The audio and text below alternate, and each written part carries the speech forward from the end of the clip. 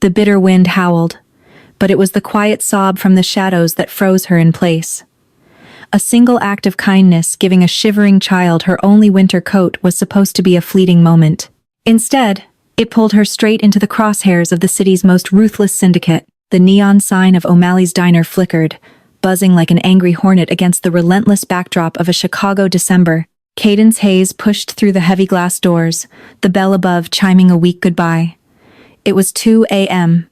After a grueling 14-hour double shift of serving cold coffee and listening to the complaints of weary truck drivers, all she wanted was the sanctuary of her tiny, overheated studio apartment. She pulled her coat tight against her body. It wasn't just any coat.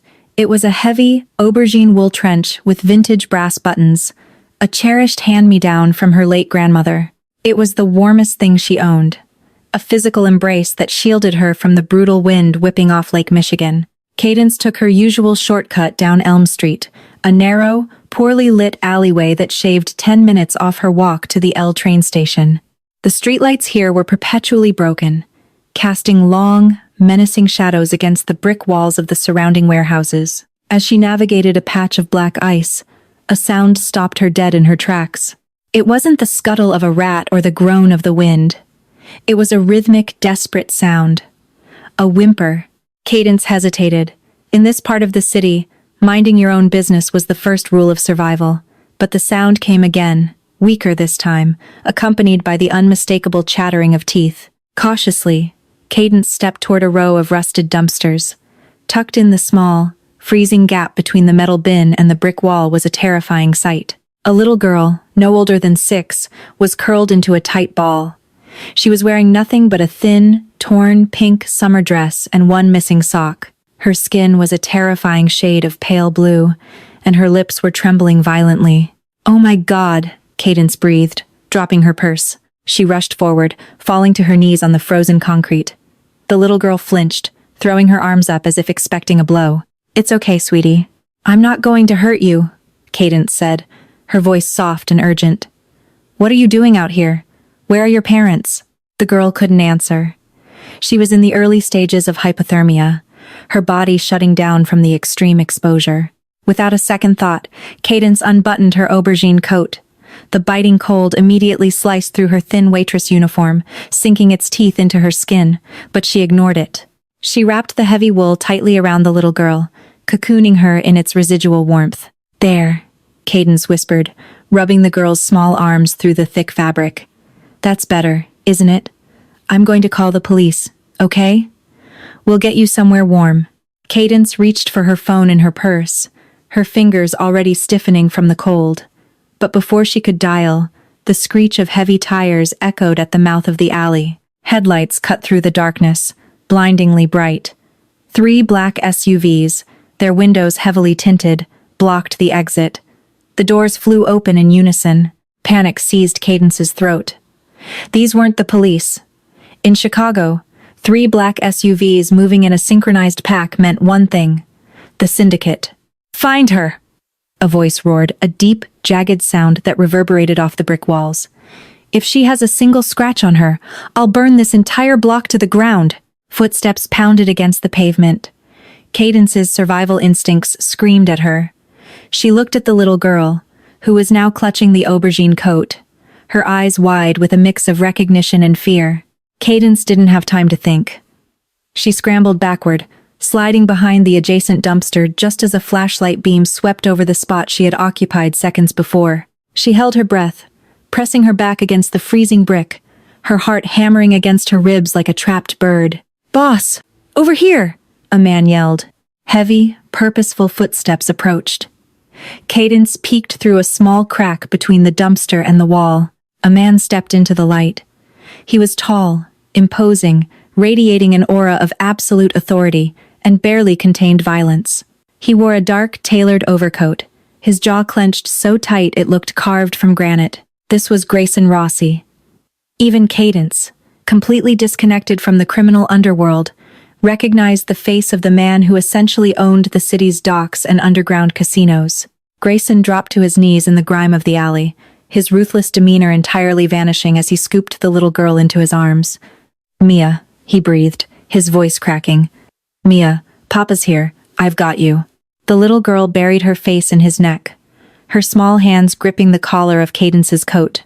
Grayson pulled back slightly, his eyes narrowing as he took in the oversized aubergine wool wrapped around his daughter. He felt the fabric. It was still warm on the inside. His sharp gaze snapped up, scanning the dark alleyway. Who was here? Grayson demanded, his voice dropping to a lethal whisper. He looked at his men. Someone was just here. This coat is warm. Cadence clamped a hand over her mouth, terrified that the violent chattering of her own teeth would give her away. The cold was agonizing now, seeping into her bones. Sweep the alley, Grayson ordered, standing up with his daughter secured in his arms. Leave no stone unturned. If someone helped her, I want to know who. If someone touched her, I want them dead. Cadence squeezed her eyes shut, praying to whatever deity was listening. The men fanned out, their flashlights cutting through the dark. One beam swept right over the dumpster Cadence was hiding behind, missing her by inches. Let's go, boss. We need to get her to the syndicate doctor. Her temperature is dangerously low, one of the men urged. Grayson hesitated, his piercing gaze lingering on the shadows for a long, agonizing moment. Finally, he turned. We move. The doors slammed shut, the engines roared, and the SUVs sped away, leaving the alley in absolute silence. Cadence stayed frozen in her spot for another 10 minutes, her body shaking so violently she could barely stand. When she finally stumbled out from behind the dumpster, the cold had numbed her extremities. She picked up her purse and began the torturous walk home, the wind tearing through her thin cotton shirt. She had lost her grandmother's coat, she was freezing to death, and she had just crossed paths with Grayson Rossi. Little did she know, she had left something else in the pocket of that coat. 3 days passed. The severe chill Cadence had endured in the alley quickly evolved into a vicious respiratory infection. She spent the next 72 hours huddled under thin blankets in her drafty apartment, coughing until her ribs ached, nursing cups of cheap tea. She had called in sick to the diner, meaning she would be short on rent this month. Every time she closed her eyes, she saw the terrified face of the little girl and the imposing, terrifying silhouette of Grayson Rossi. She tried to convince herself it was over. She had done a good deed, lost a coat, and survived. That was the end of the story. But the underworld doesn't believe in loose ends. It was Tuesday afternoon. The persistent pounding on her apartment door rattled the cheap hinges. Cadence groaned, pulling the blanket tighter around her shoulders. I told you, Mr. Henderson, I'll have the rent by Friday, she yelled, her voice hoarse and raspy. The pounding stopped. A voice, smooth and chillingly polite, filtered through the wood. Miss Hayes? I'm afraid I'm not your landlord. My name is Silas. I strongly suggest you open the door before I am forced to remove it from its frame. Cadence's blood ran colder than it had in the alley. She crept to the door and peered through the peephole. Standing in her dingy hallway were 2 men. They weren't cops. They wore immaculate charcoal suits that cost more than her annual salary, and the way they stood perfectly balanced, hands resting lightly near their jackets, screamed danger. Her hands trembled as she unbolted the door, opening it just a crack. Can I help you? She croaked. The man named Silas offered a smile that didn't reach his eyes. In his gloved hand, he held up a small, faded square of paper. It was a dry cleaning receipt from Frank's Cleaners bearing the name Cadence Hayes and her apartment number. You left this in the pocket of a very distinctive aubergine coat, Silas said quietly. Mr. Rossi would like a word with you. Please, get dressed. I'm sick, Cadence stammered, coughing into her elbow. I can't go anywhere. I don't know anything. Silas pushed the door open with a gentle but immovable force. It wasn't a request, Miss Hayes. You can walk out of here on your own 2 feet, or we can carry you. The choice is entirely yours. 10 minutes later, Cadence was sitting in the back of a black town car, dressed in her only other winter jacket, a frayed denim piece that offered no warmth. She stared out the tinted windows as the city's gritty south side faded into the opulent, gated estates of the Gold Coast. The car pulled up to a massive stone mansion surrounded by high, wrought-iron fences. Security guards, armed with discreet earpieces and undeniable firepower, patrolled the grounds. Cadence swallowed hard, her throat burning. She was escorted through grand mahogany double doors, down a hallway adorned with classic art, and into a sprawling, dimly lit study. The room smelled of expensive leather, old paper, and a faint hint of cigar smoke. Sitting behind a massive desk was Grayson Rossi. In the light, he was even more intimidating than in the alley. His dark hair was perfectly styled, but his eyes, a striking, stormy gray, held a tired, dangerous edge. Spread out on the desk, in front of him, was her aubergine coat. "Sit," Grayson commanded, not looking up from a file he was reading. Cadence took a seat in the plush leather chair opposite him, trying to suppress a violent cough that rattled in her chest. Grayson closed the file and looked at her. His gaze was analytical, stripping her down to her core. Cadence Hayes, 26, waitress at O'Malley's. No criminal record.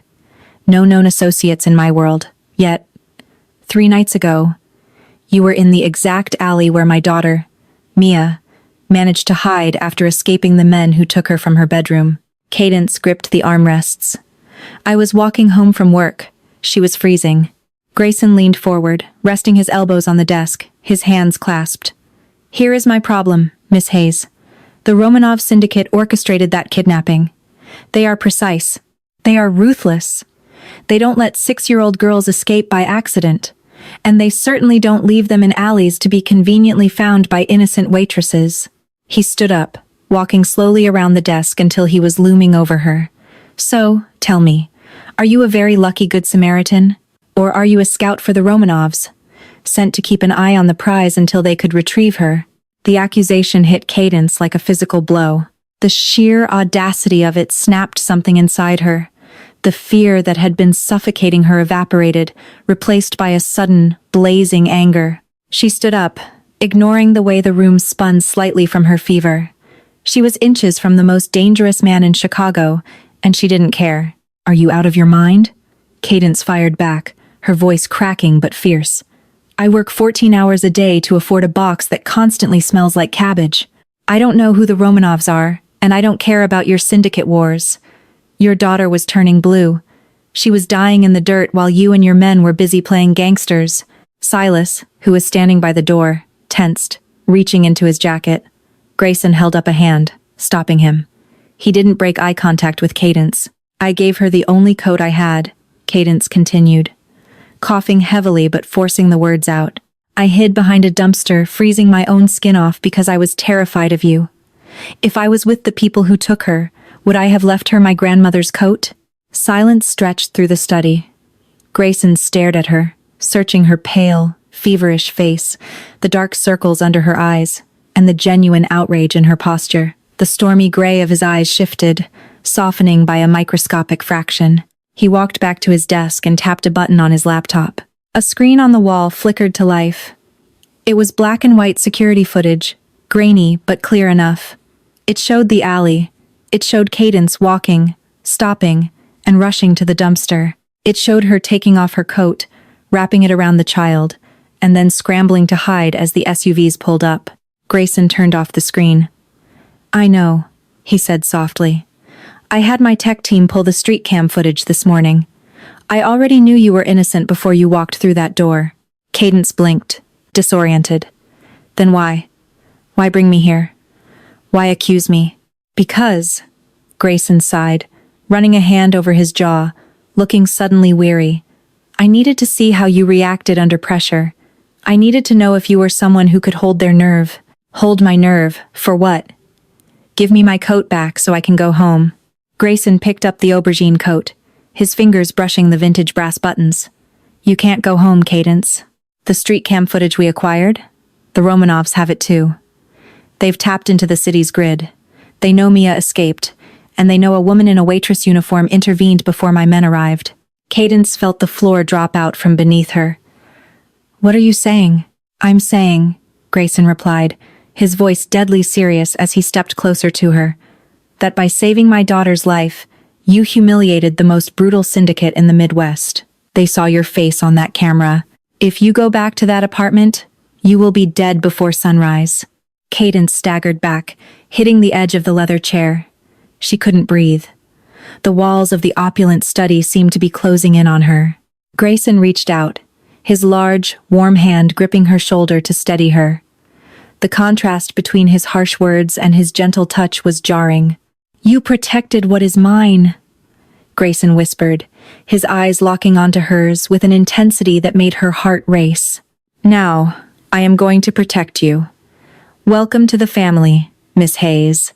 For the next 4 days, Cadence existed in a feverish, surreal haze. The harsh, freezing reality of her life had been replaced by a sprawling guest suite in Grayson's Gold Coast estate. Her ratty blankets were swapped for Egyptian cotton and heavy silk duvets. The relentless coughing that had threatened to crack her ribs was treated not with cheap drugstore syrup, but by a private syndicate physician who visited her bedside twice a day with intravenous antibiotics and a stern, silent demeanor. When her fever finally broke on the 5th morning, Cadence sat up and truly looked at her surroundings. The room was massive, decorated in muted tones of slate and silver, with floor-to-ceiling windows overlooking the churning, icy waters of Lake Michigan. It was a beautiful room. It was also, undeniably, a prison.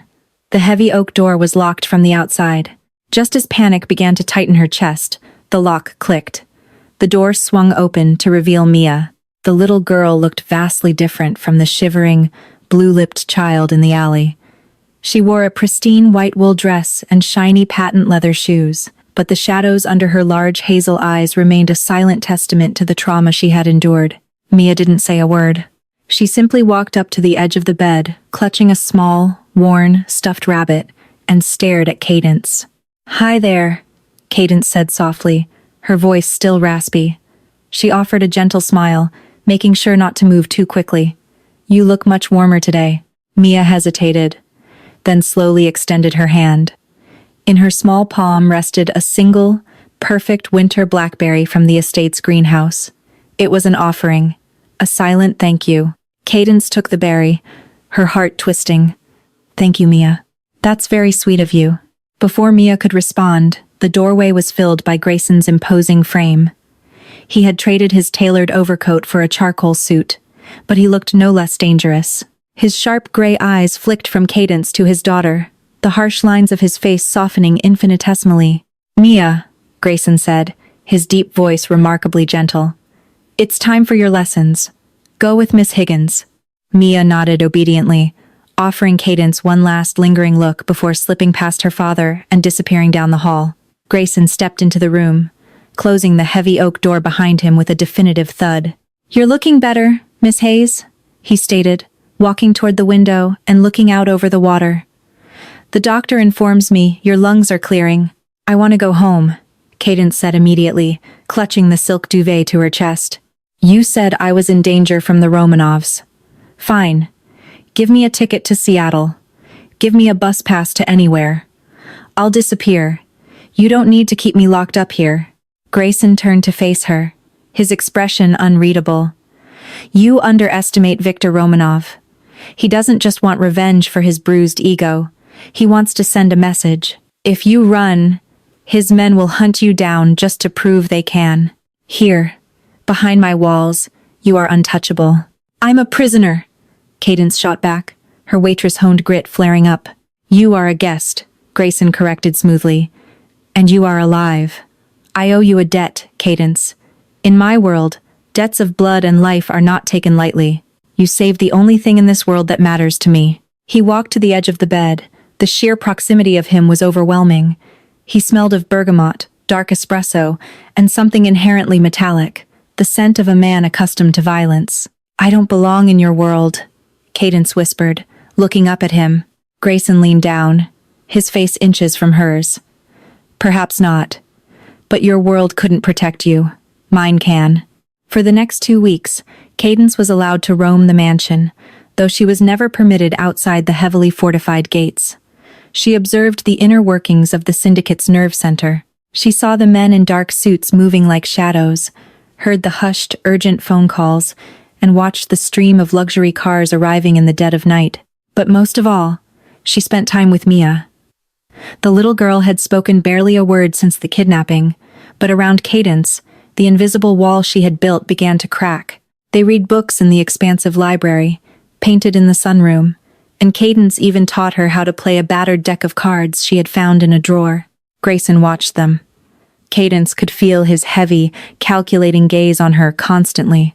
When she caught him looking, there was an intensity in his gray eyes that made her breath catch a mixture of profound gratitude and a dark, possessive hunger that he kept rigidly leashed. However, Cadence's sharp instincts, honed by years of reading terrible tippers and avoiding dangerous men in the diner, soon picked up on something chilling. It was Donovan, Grayson's head of estate security. He was a broad-shouldered man with a military buzz cut and a perpetually tight jaw. Cadence noticed the small things. The way Donovan's eyes lingered on Mia just a second too long. The way he always seemed to be within earshot when Grayson discussed his travel schedule.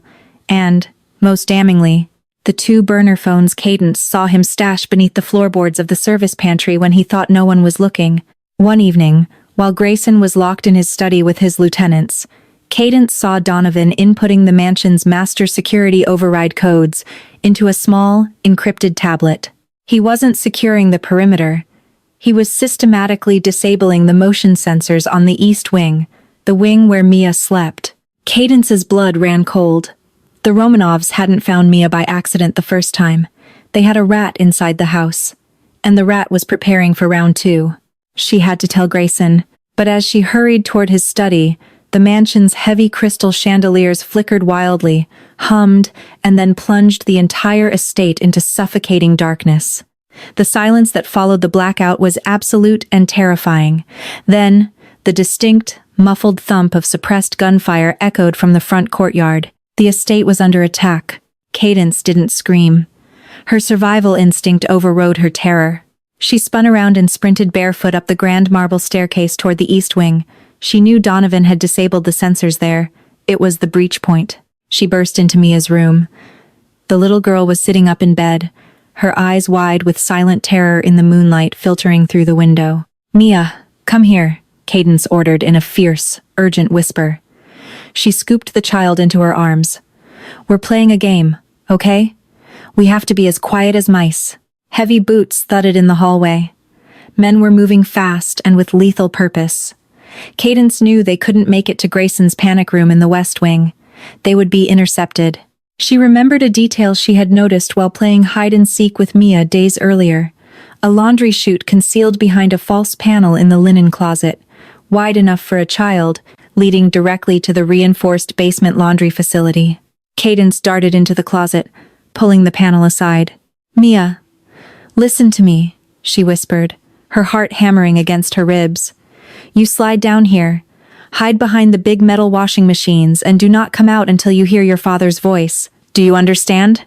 Mia grabbed Cadence's hand, tears finally spilling over her cheeks. "No," the child whimpered, her first word in weeks. "I will be right behind you. Go!" Cadence urged, lifting the girl and sliding her down the dark metal chute. As soon as Mia disappeared, the door to the linen closet was ripped off its hinges. A massive man in tactical gear stood in the doorway, a suppressed submachine gun raised. Behind him stood Donovan, holding a flashlight. Well, Donovan sneered, shining the beam directly into Cadence's eyes. "The brave little waitress. Where is the brat?" Cadence stood up tall, blocking the false panel with her body. She didn't have a weapon. She didn't have combat training, but she had a blinding, fierce rage. "She's gone," Cadence spat, staring Donovan dead in the eye. "Grayson is going to peel the skin from your bones, you traitorous coward." Donovan laughed, a harsh, grating sound. "Grayson is currently pinned down in his study by 6 of Romanov's best hitters. He's a dead man. Move aside, waitress, or I'll put a bullet in your knees and make you crawl." He stepped forward, reaching for her. Cadence didn't hesitate. She grabbed a heavy, glass bottle of specialized fabric softener from the shelf and smashed it directly into Donovan's face with all her might. Glass shattered. Donovan roared in pain, stumbling backward as the thick, slippery liquid poured into his eyes, temporarily blinding him. The tactical intruder raised his weapon, but Cadence threw herself sideways, diving out of the closet and into the hallway just as bullets shredded the shelves where she had been standing.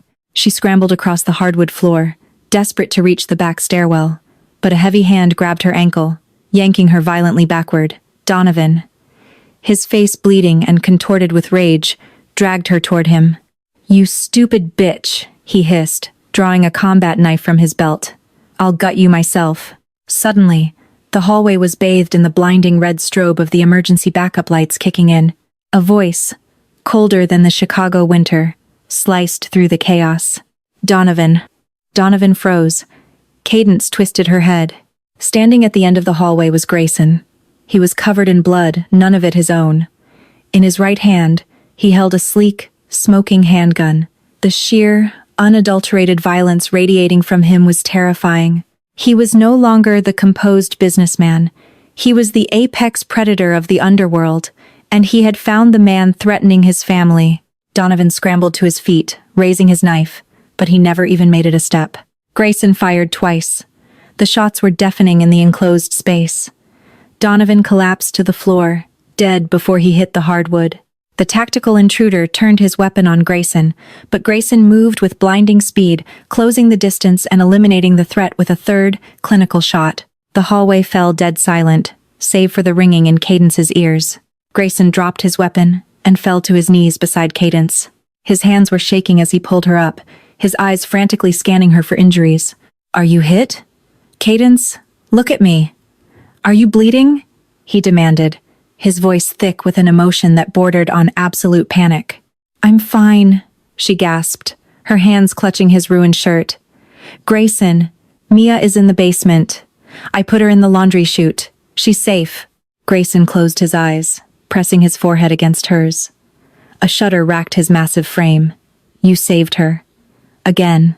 You fought for her when my own men betrayed me."